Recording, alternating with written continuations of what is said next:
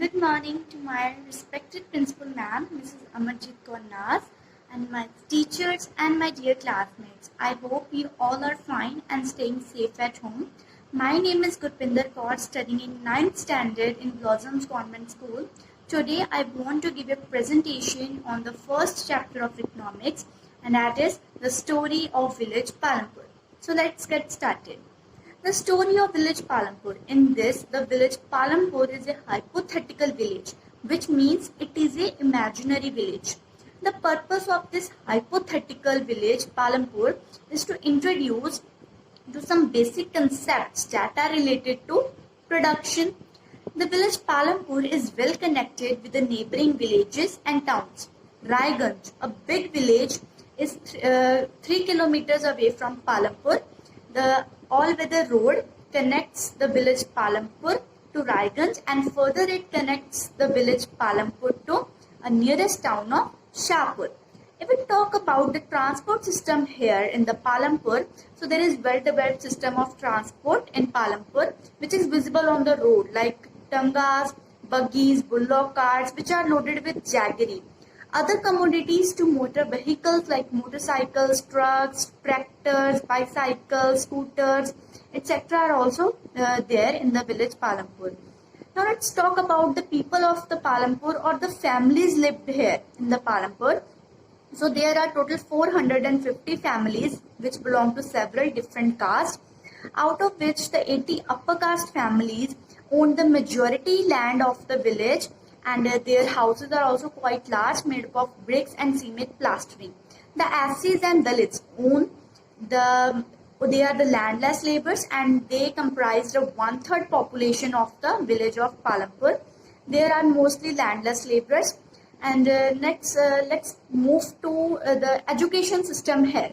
So the Palampur has one primary school and one high school. Now let's talk about the healthcare facilities.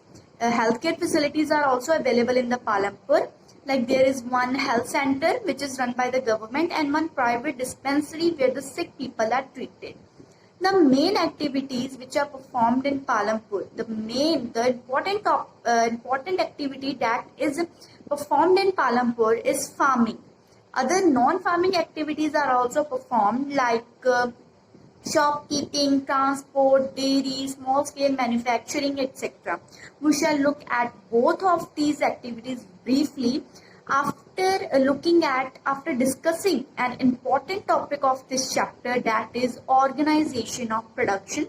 Let's move towards this important topic, organization of production. Do you know what is the aim of the production? I'll tell. The aim of the production is to produce the goods and services that we want. There are 4 requirements for producing these goods and services. The first requirement is land. Second requirement is labor. Third requirement is physical capital. And fourth requirement is human capital. The first requirement is land and other natural resources also. As we know that for production we need factories and buildings and industries, factories, and for setting up that industries and factories we need land. So without land, production is not possible. So it is very important for producing the goods. Second requirement is labor. That is the people who will work in that factories or that industries. Production requires both skilled labor and the labor who can do only the manual work. Let's move to the third requirement. Third requirement is physical capital. That is the inputs which are required at every stage of production. The physical capital includes the fixed capital and working capital. Fixed capital is what? Tools, building, machines that can be used for several years are included in the fixed capital. And the working capital, money in hand and raw material are included in the working capital.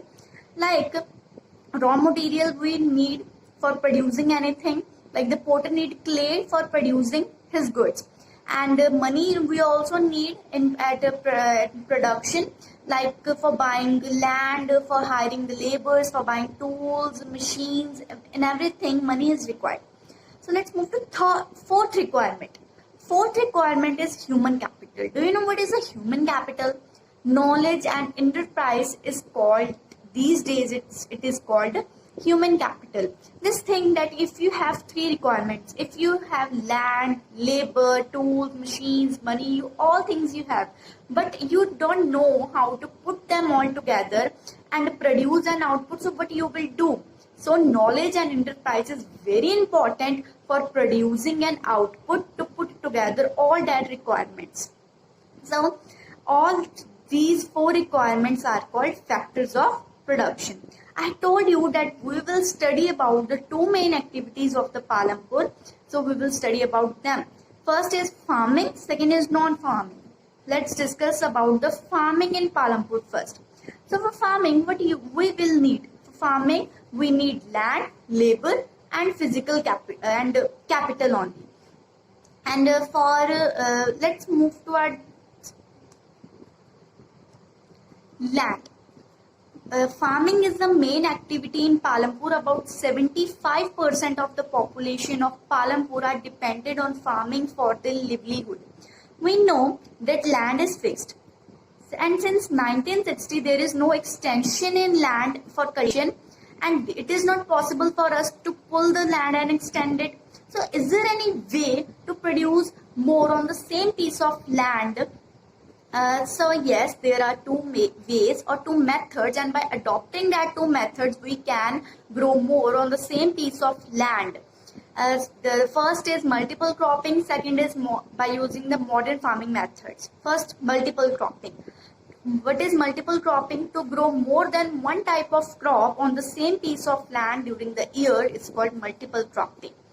Now, by using the modern farming methods, till the mid of 1960, the farmers used traditional seeds with relatively low yield for cultivation, and that traditional seeds need less irrigation, and they also they also use only the cow dung and natural manure as fertilizers, which are readily available to them. They do not need to buy them for very heavily rates.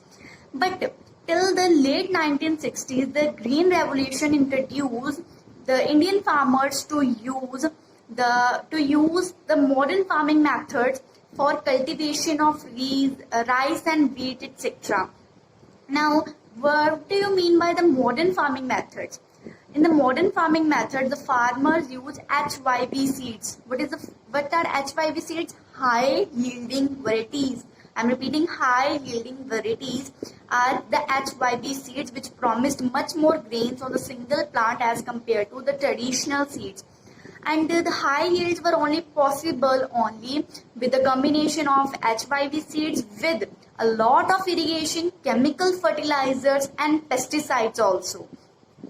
Just think that we know that land is a natural resource which is available to us naturally, and we know that by the scientific reports had said that the overusing of these chemical fertilizers and pesticides have it led to the loss of the soil infertility. It leads to the soil infertility, which is very bad for us. And due to the continuous use of the groundwater, the water table has also it leads to the depletion of water table also, which these are the natural resources. And we all know that land, water, these are the natural resources provided naturally, and once they are destroyed, it is very difficult to regain them. So it is very important to use them carefully for the future agriculture development.